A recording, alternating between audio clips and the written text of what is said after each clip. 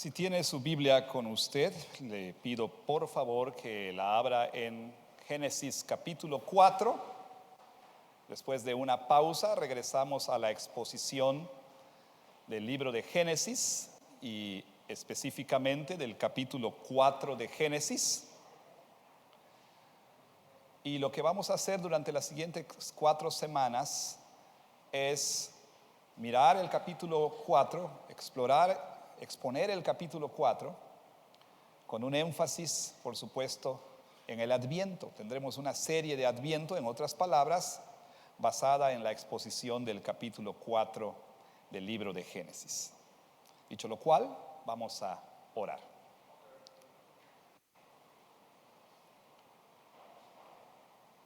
Gracias te damos, Señor, por concedernos en tu bondad escuchar la lectura de tu palabra, y ahora rogamos para tu gloria, Señor, que nos permitas también por tu gracia escuchar con atención y con devoción, con temor, con reverencia, la exposición de tu palabra. Pedimos, Señor, que por obra de tu Espíritu Santo, quien predica pueda exponer fielmente lo que tú dijiste y que fue escrito por obra del Espíritu Santo sin error alguno. Y estas palabras fueron preservadas para nosotros, y esta palabra que está delante de nosotros es la misma palabra que salió de tu boca. Y pedimos entonces que podamos temblar ante tu palabra, y rogamos que por obra de tu Espíritu Santo podamos creerla y podamos, Señor, obedecerla. En el nombre de Jesús, amén. Voy a, antes de iniciar, a extinguir aquí esta vela porque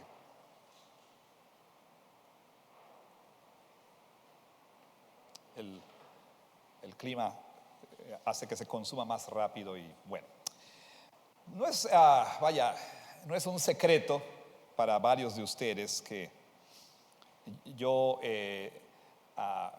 soy un devoto fan, si ustedes quieren ponerlo de esa manera, de la obra de Tolkien y en particular de El Señor de los Anillos. Una extraordinaria obra. Algunos de ustedes han visto las películas, quizá una de ellas o parte de ellas, 2 o 3 quizá de aquí.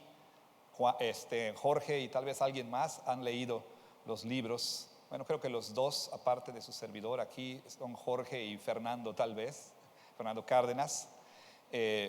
Pero bueno, espero que algún día usted pueda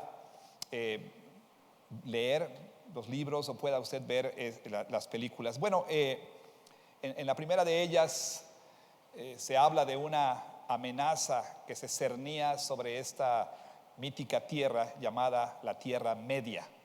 El señor oscuro, Sauron, había regresado y amenazaba a todas las razas de la Tierra Media, por lo que se convoca a una reunión para responder a esa amenaza. Y hay un diálogo entre Gandalf el mago y Elrond el señor de los elfos. Un diálogo muy interesante.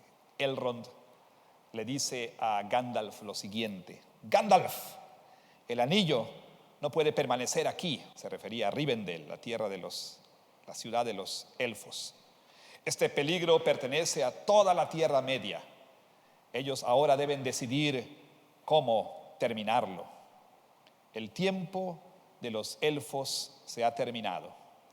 Mi pueblo deja estas costas. ¿Y a quién vas a mirar cuando nos hayamos ido? ¿A los enanos?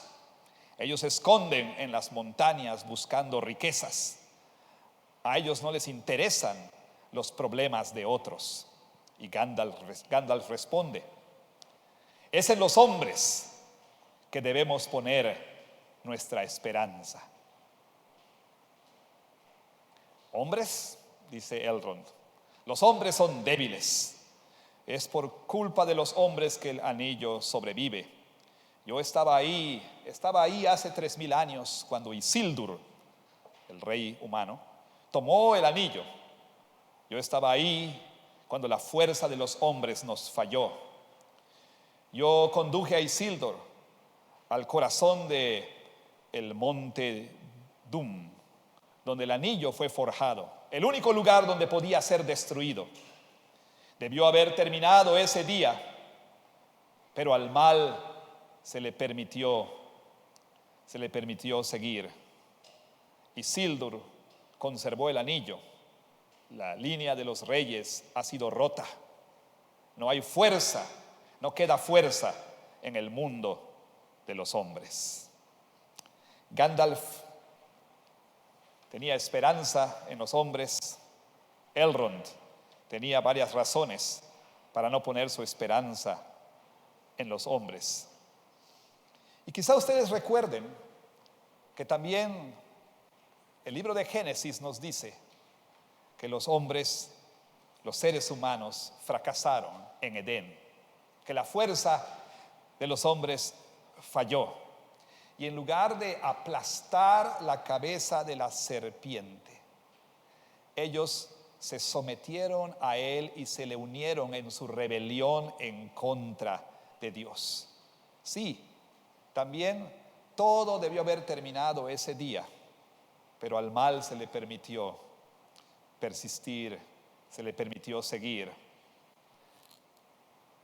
Y el pecado del hombre, como todos nosotros sabemos, trae terribles consecuencias para toda la humanidad, para toda la creación, consecuencias espirituales, consecuencias sociales, físicas, materiales. Y en medio de todo eso, el Señor hizo una promesa que trajo esperanza a la humanidad caída.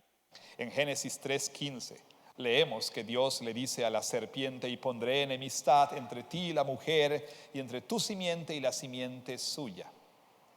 Tú le herirás en el calcañar, pero él te herirá en la cabeza. Él aplastará tu cabeza. En este versículo vemos que la humanidad a partir de entonces está dividida en dos grupos: la simiente de la serpiente y la simiente de la mujer. No hay neutralidad, no hay término medio. Los seres humanos o bien pertenecen a la serpiente o pertenecen a Dios. Usted está en la misma situación. Usted o pertenece a la serpiente o pertenece al Señor.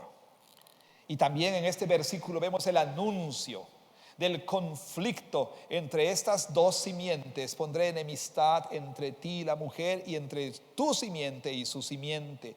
Un conflicto que ha caracterizado la historia de la raza humana. Y este versículo promete que uno en el linaje de la mujer, uno de los descendientes de la mujer, uno de la simiente de la mujer, finalmente traería redención y restauración a la humanidad y a la creación. Gandalf le dice a Elrond: hay uno. Le habla de uno, refiriéndose al heredero de Isildur, Aragorn. Pero la Biblia nos habla de la simiente de la mujer, de aquel que vendría a aplastar para siempre la cabeza de la serpiente. También leemos al final del capítulo 3 que Dios le extiende su gracia a Adán y a Eva, y a pesar de que les expulsa del jardín de Edén, Dios les perdona y Dios provee para ellos. Y entonces llegamos al capítulo 4. El primer, recuerdo esta palabra, toledot o relato, a su final. Génesis tiene 10 relatos llamados toledot, y este es el primero, el cual termina en el capítulo 4. Y el capítulo 4 describe la situación de la humanidad después de la caída, y en particular describe cómo esa situación empeoró después de la caída de Adán y Eva. El narrador en el capítulo 4 responde a una pregunta que el lector se haría, que usted y yo nos haríamos si estuviéramos leyendo por primera vez este relato. ¿Qué pregunta? ¿Cuál pregunta me refiero? Me refiero a la pregunta: ¿qué pasó con la simiente prometida? ¿Qué pasó con esa simiente prometida de la mujer? El autor Moisés entonces nos habla, nos responde inmediatamente a esa pregunta y traza el linaje de Caín a lo largo de 7 generaciones hasta alcanzar su clímax con el arrogante y desafiante cántico de Lamec, en el que él celebra el asesinato de un joven y su venganza en contra de él por haberle infligido una herida. Y entonces, al hacer esto, el capítulo 4 nos muestra que no hay esperanza en la línea de Caín. El panorama luce lúgubre, pero la tensión se resuelve cuando Moisés nos habla del nacimiento de otro niño, Set, al final del capítulo. Y más aún, nos dice que Set tuvo un hijo y que en ese tiempo los hombres comenzaron a invocar el nombre del Señor. Entonces, este pasaje, hermanos y hermanas, nos llama a no poner nuestra esperanza en la humanidad caída, ni en los logros, ni en los avances de la humanidad caída, ni en el progreso de la humanidad caída. Nos dice que la esperanza para la humanidad no se halla en la humanidad. La esperanza para la humanidad no se encuentra en la humanidad. Nos dice que la esperanza para la humanidad solamente se encuentra en la simiente prometida de la mujer. Y la Biblia deja bien en claro que esa simiente prometida es no otro, sino Jesucristo, sino el Señor Jesucristo. ¿Y por qué? La única esperanza para redención se encuentra en Jesús. Entonces debemos poner nuestra esperanza en Él y solamente en Él. Quizá usted, quizá tú, estás poniendo tu esperanza en otro lugar. Quizá estás poniendo tu esperanza en la humanidad. Quizá estás poniendo tu esperanza en los logros de la humanidad. Quizá estás poniendo tu esperanza en el progreso, en la tecnología, en la ciencia, en la política, etc. Pero como hemos escuchado, el pasaje nos llama a no poner nuestra esperanza ni en el hombre ni en sus logros, y poner nuestra esperanza entonces solamente en Cristo. ¿Y por qué? ¿Por qué? Bueno, aquí hay un par de razones a las cuales ya he aludido. Número 1, ya que no hay esperanza para redención en la humanidad caída, debemos poner nuestra esperanza en Jesús. ¿Por qué poner nuestra esperanza en Jesús? Primera razón, porque no hay esperanza en la humanidad caída para redención. No hay esperanza por redención, para redención en la humanidad caída. Los primeros 16 versículos de este capítulo nos hablan de esta verdad. Recuerde usted que en su gracia, Yahweh redime a Adán y a Eva al cambiar los afectos de Eva hacia la serpiente. Cambia su afecto por hostilidad y presumiblemente, como señalan algunos comentarios, Dios empoderó a Adán para confesar fe en la simiente prometida. Cuando Adán nombra a su mujer Eva la madre de los vivientes, Adán tenía fe en la promesa que el Señor proveería una simiente. Y por supuesto a ambos Dios les cubre su culpa, su vergüenza, su desnudez mediante un sacrificio. Y entonces se nos dice que tuvieron 2 hijos, y los cuales, por supuesto, si Adán y Eva eran creyentes, estos hijos eran hijos del pacto nominales, nominalmente hijos del pacto. Caín y Abel. Caín es el nombre. Caín viene de un verbo, el verbo cantí, que se encuentra aquí en el capítulo 4 cuando dice Eva, por voluntad de Jehová he adquirido, he producido varón. Caín es una palabra que significa adquirir, obtener, poseer, y esto nos muestra las inclinaciones que tendría Caín. Su hermanito Abel, del hebreo Hebel, que quiere decir, bueno, un vapor, un aliento, nombre muy apropiado. Su vida fue fugaz, su vida se evaporó pronto. Eva dice, he producido varón. No dice he tenido un bebé, he producido varón. ¿Será que Eva estaría entonces pensando que Dios había provisto en Caín otro Adán? ¿Será este la simiente prometida? ¿Será este aquel que aplastaría la cabeza de la serpiente?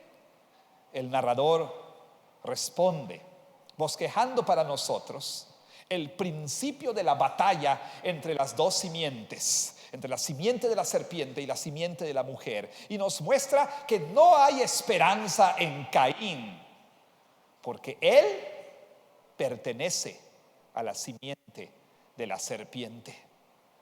Y esto es demostrado al resaltar, número 1, la religión de Caín, versículos 3 al 7. Ahí se nos habla de que ambos, Caín y Abel, ofrecieron un sacrificio al Señor, una ofrenda, mejor dicho, al Señor. Y fíjese que en el exterior, la religión de Abel y de Caín, o de Caín y Abel, lucen similares. En el exterior no hay diferencia aparentemente entre Caín y Abel con respecto a la religión. Ambos presentan al Señor una ofrenda, ambos actúan como sacerdotes, ambos adoran a Yahweh. Aparentemente no hay distinción. Y esto nos habla entonces de una característica de los seres humanos caídos. Los seres humanos caídos pueden actuar religiosamente. Los seres humanos caídos pueden practicar una religión, aunque solamente en el exterior.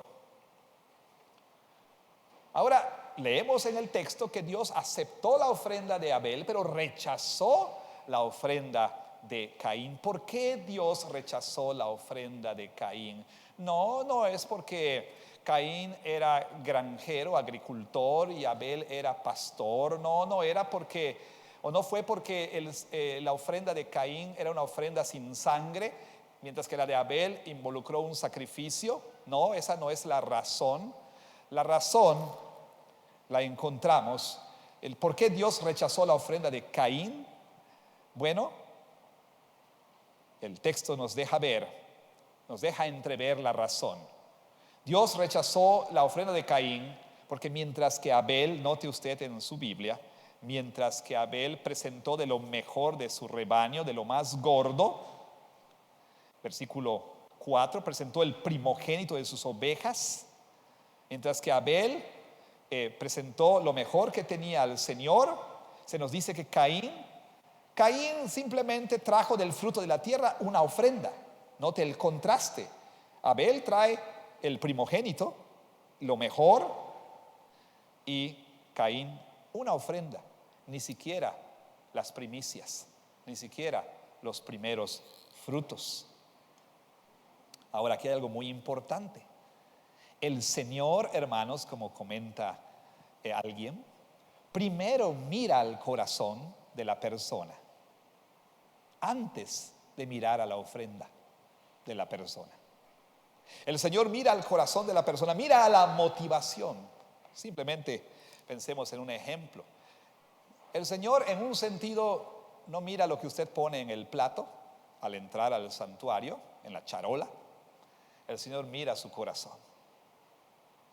El Señor mira la motivación que usted tiene al simplemente pasar de largo y no depositar ninguna ofrenda, o al depositar lo que le sobra, o al depositar algo que no va a representar ninguna inconveniencia. O bien, el Señor mira que en su corazón hay devoción, hay gratitud, hay amor, hay alabanza, y presenta lo mejor que usted tiene al Señor. Bueno, la falta de devoción de Caín a Yahweh empeora y se vuelve ira en contra de Dios. En lugar de arrepentirse al ver lo que sucedió, Caín se enoja con Dios. y espera que Dios cambie para acomodarse a su ofrenda en lugar de que él cambie su ofrenda para agradar a Dios. La pregunta que Dios hace en el versículo 7: si hicieras bien, ¿no serías aceptado? ¿No serías enaltecido? ¿No serías aceptado? Esta pregunta asume que Caín conoce, que Caín puede diferenciar entre lo que es bueno y lo que es malo, que Caín conoce la diferencia entre lo que es correcto y lo que es incorrecto. Pero simplemente él no está dispuesto a hacer lo que es correcto. No es que no sepa, no es que no supiera qué debía hacer, simplemente no quiso hacerlo. Y esta es otra característica de los seres humanos caídos. Los seres humanos caídos conocen la diferencia entre lo bueno y lo malo, entre lo que es correcto y lo que es incorrecto, pero simplemente se rehúsan a hacer lo que es correcto. El problema de la humanidad no es falta de información. El problema de la humanidad es rebelión en contra de Dios. Pero también se resalta no solamente la religión de Caín, también la ética de Caín. Y notamos en el versículo 7, el versículo 7 la advertencia de Dios a Caín. Lean ustedes, por favor. Si bien hicieres, no serás enaltecido, y si no hicieres bien, el pecado está a la puerta, y con todo esto a ti será su deseo, y tú te enseñorearás de él. La primera mención de pecado por su nombre. El pecado está ahí acechando. El pecado está acechando a la puerta. El pecado es personificado como un animal que acecha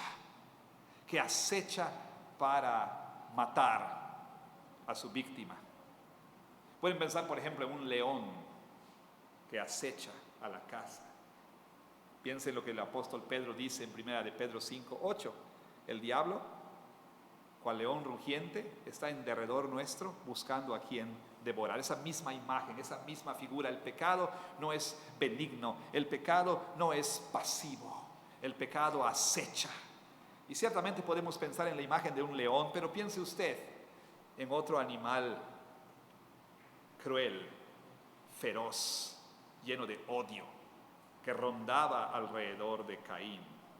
Una serpiente que había hecho caer a sus padres y estaba lista para atacar de nuevo a la segunda generación de la humanidad, y esta vez tentando al primogénito.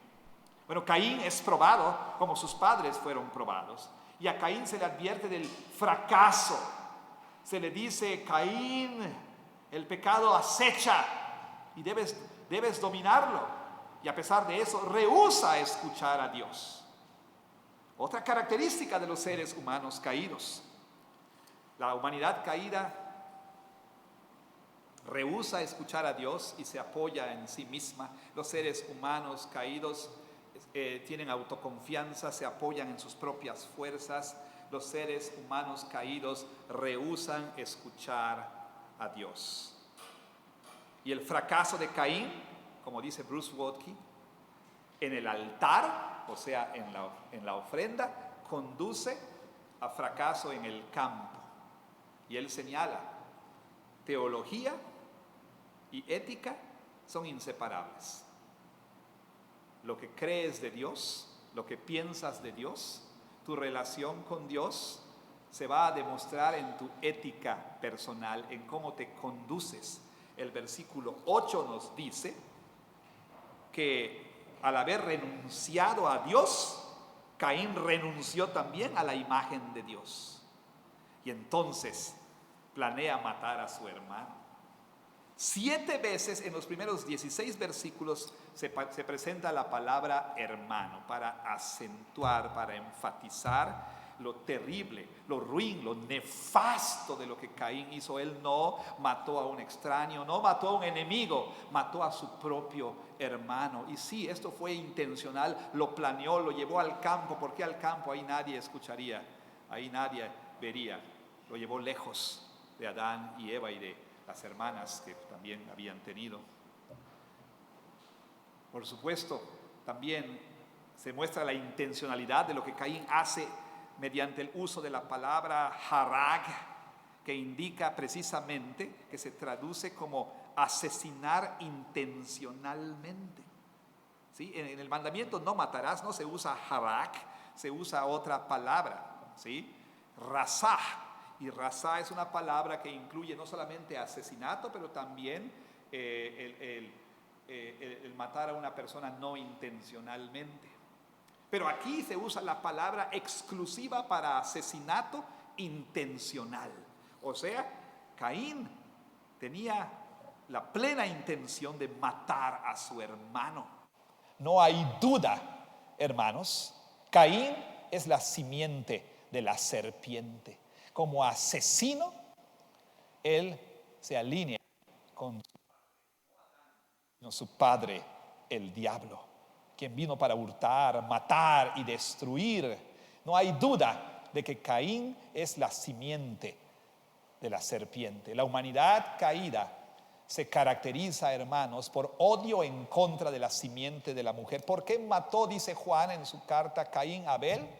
Porque le odiaba, porque las obras de su hermano eran justas y las suyas no. Los seres humanos caídos, hermanos, odian a la simiente santa, al pueblo de Dios. Vea usted esto en la realidad de que más de 300 millones de cristianos todos los días son perseguidos por su fe en Cristo Jesús.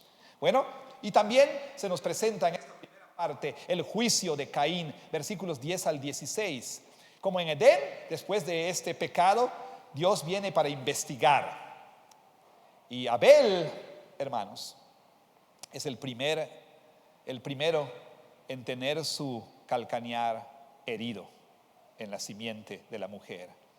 Y entonces Dios viene para dictar sentencia y pone a Caín bajo maldición. Note por favor que Dios no maldijo a Adán, Dios no maldijo a Eva, solo maldijo a la serpiente y al campo, o a la tierra mejor dicho.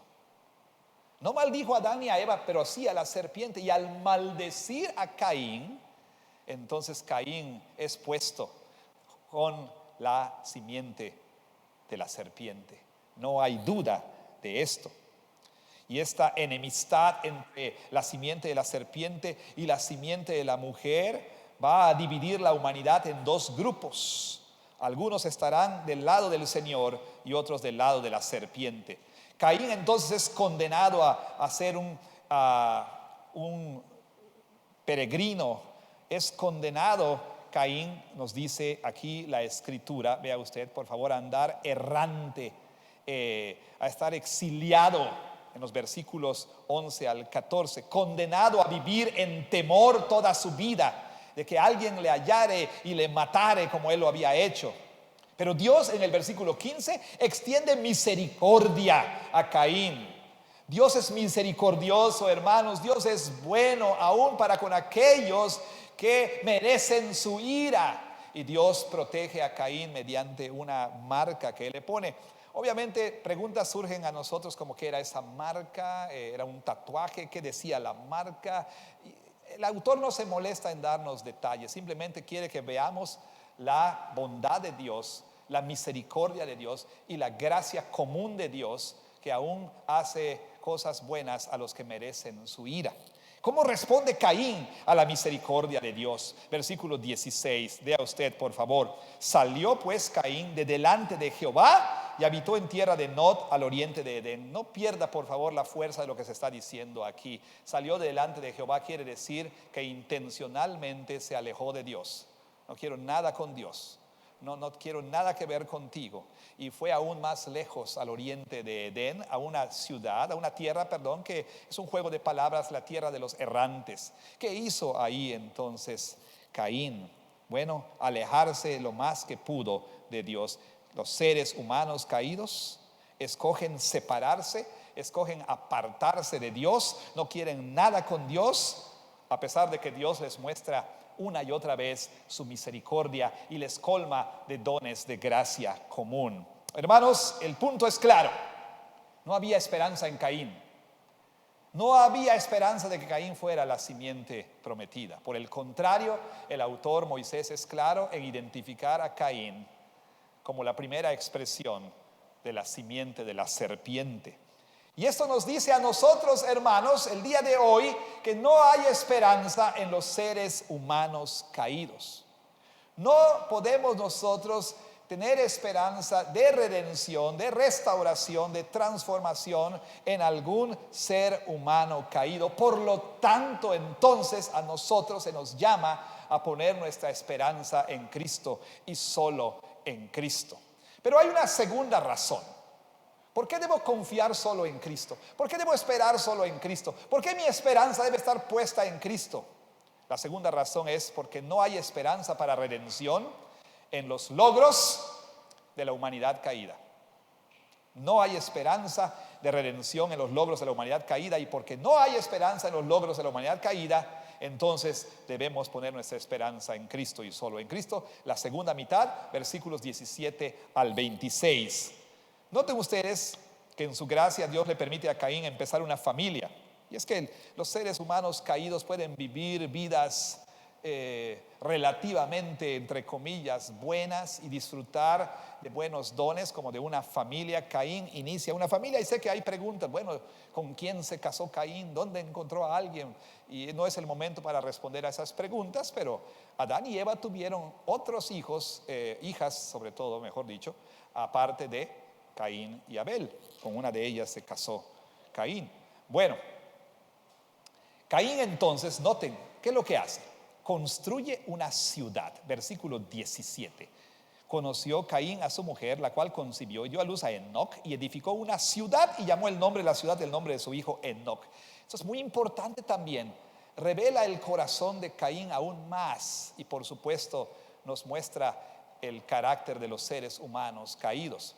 La palabra ciudad, ir, es una palabra que significa, bueno, una ciudad fortificada, un asentamiento fortificado, amurallado.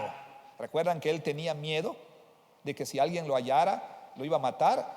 Dios responde y le otorga esta marca, le dice: yo te voy a proteger. ¿Qué hace Caín? ¿Cree en Dios? ¿Confía en Dios? No, busca proveerse a sí mismo de su propia seguridad, construyendo su propia fortaleza. Y así entonces él no busca su seguridad en Dios, sino en sus propios logros, en sus propios recursos. Caín, en las palabras de Agustín, pertenecía a la ciudad del hombre. ¿Quiénes son los que pertenecen a la ciudad del hombre? Los que buscan su seguridad en la tierra, los paganos. Pagano viene de paganus, que quiere decir de la tierra. Un pagano no es nada más aborigen, o debo decir ser humano de diferente etnia. Bueno, un aborigen en las islas del Pacífico Sur, ofreciendo sacrificios de animales o de humanos quizá a un ídolo. No, un pagano también es el exitoso hombre de negocios que viste un traje de 3 piezas, que ha puesto su esperanza no en Dios, sino en Wall Street, en la bolsa, en las inversiones, en los negocios. Caín entonces pertenecía a la ciudad del hombre, mientras que Abel representa a aquellos que pertenecen a la ciudad de Dios. ¿Quiénes son los que pertenecen a la ciudad de Dios? Los que no buscan poner su esperanza en las cosas de la tierra. Abel, como todos en su linaje, fueron pastores, anduvieron como peregrinos y extranjeros, porque como dice el libro de Hebreos, aquí no tenemos ciudad permanente, porque buscamos aquella que está por venir.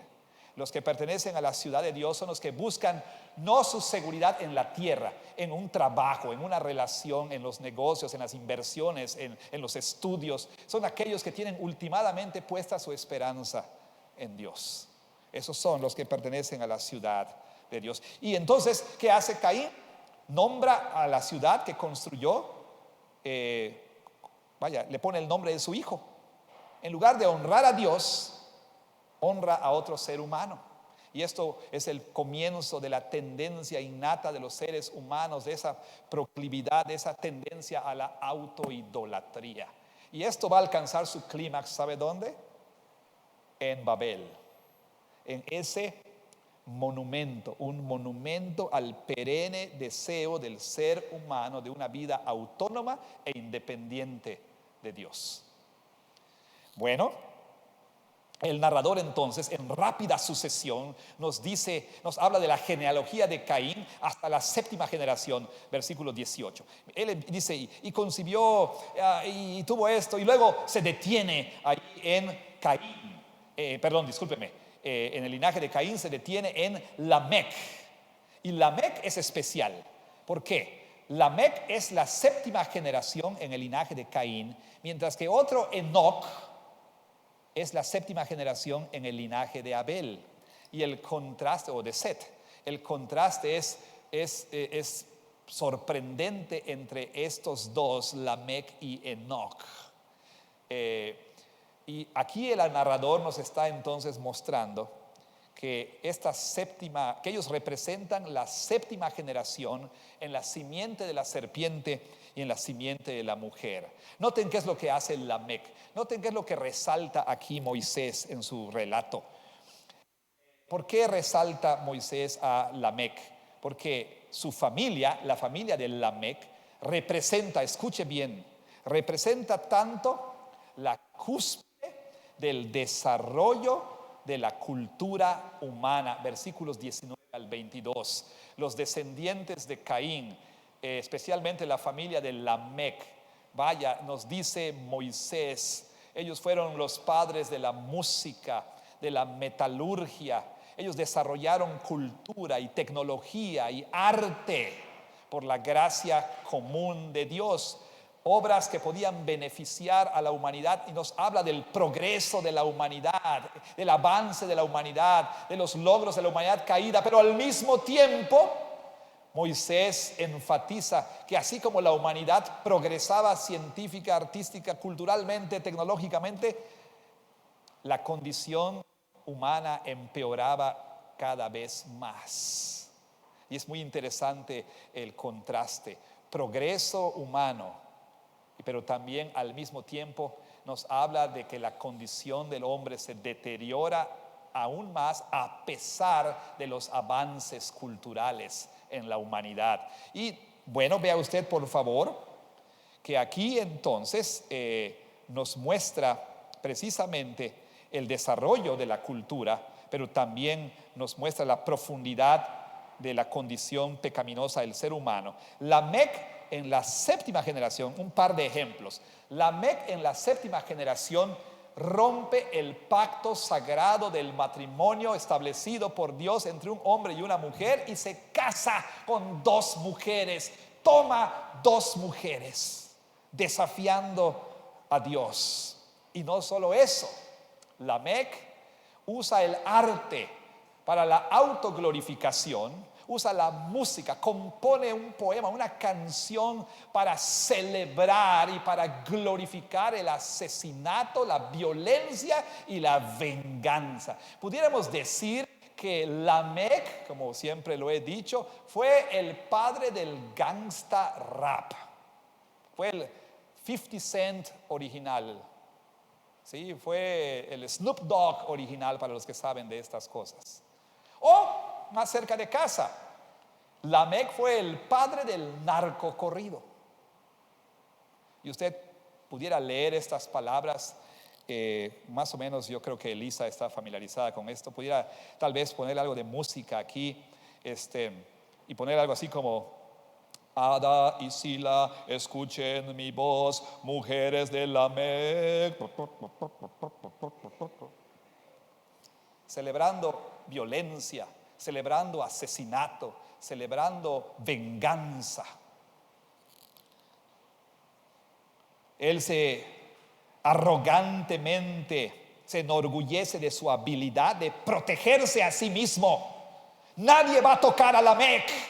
No necesita a Dios para defenderle. Él puede defenderse a sí mismo. No necesita la protección de Dios. Solamente 7 generaciones después de Adán y Eva, el mundo ha llegado a ser un mundo donde los seres humanos piensan que no necesitan a Dios.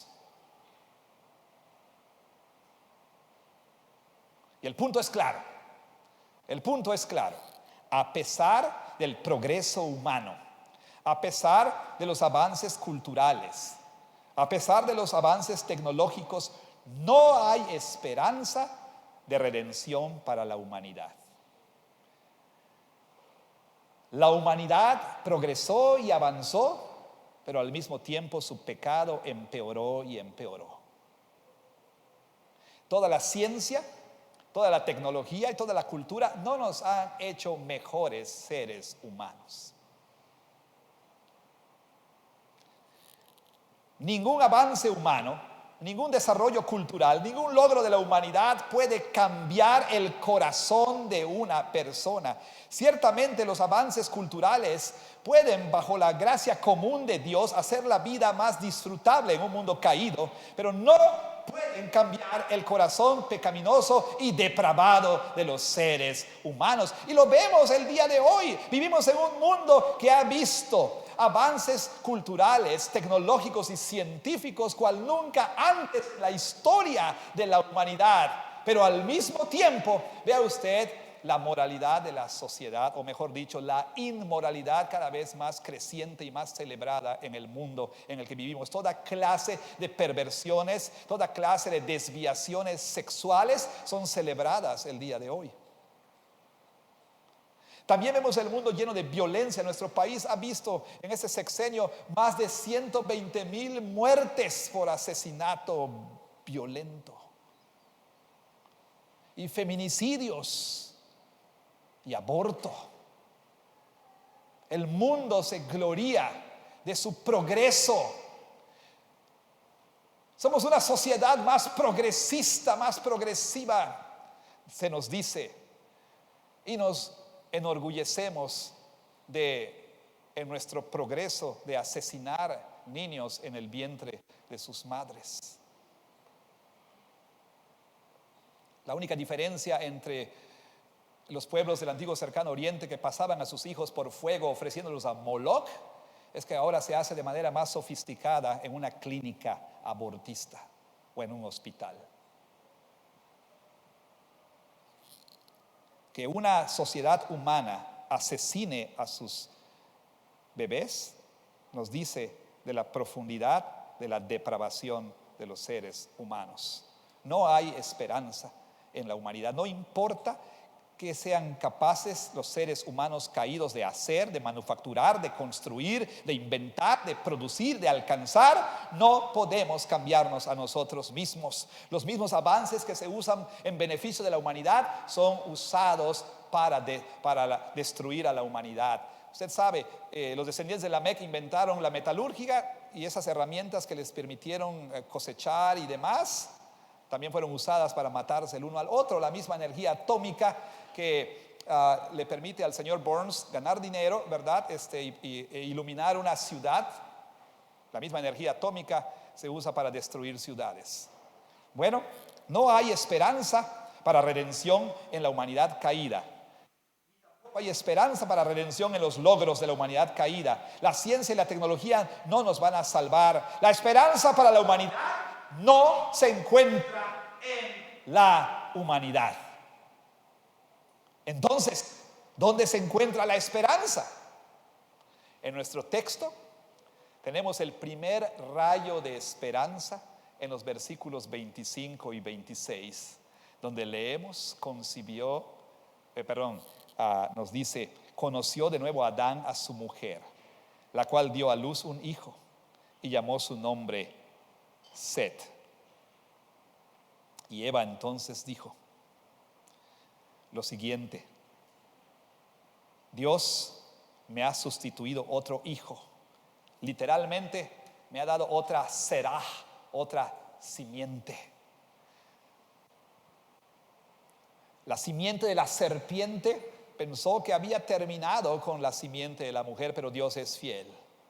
Y en el nacimiento de Set, Dios asegura la continuación del linaje prometido, de la simiente prometida. Y este linaje continuaría a lo largo de la raza humana hasta culminar en el nacimiento de un bebé en Belén de Judea, en el pesebre. En el nacimiento de aquel que es la verdadera simiente de la mujer, que es la simiente prometida de la mujer, en el nacimiento de aquel que es la única esperanza de redención y restauración para la humanidad. Entonces la pregunta obligada es esta: ¿dónde tiene usted puesta su esperanza? ¿Dónde esperas encontrar restauración? ¿Dónde esperas encontrar transformación? ¿Dónde esperas encontrar redención? ¿En otro ser humano caído? Ningún ser humano caído te va a salvar. No busques por esperanza en una persona, en una relación, en un político, en un líder mundial.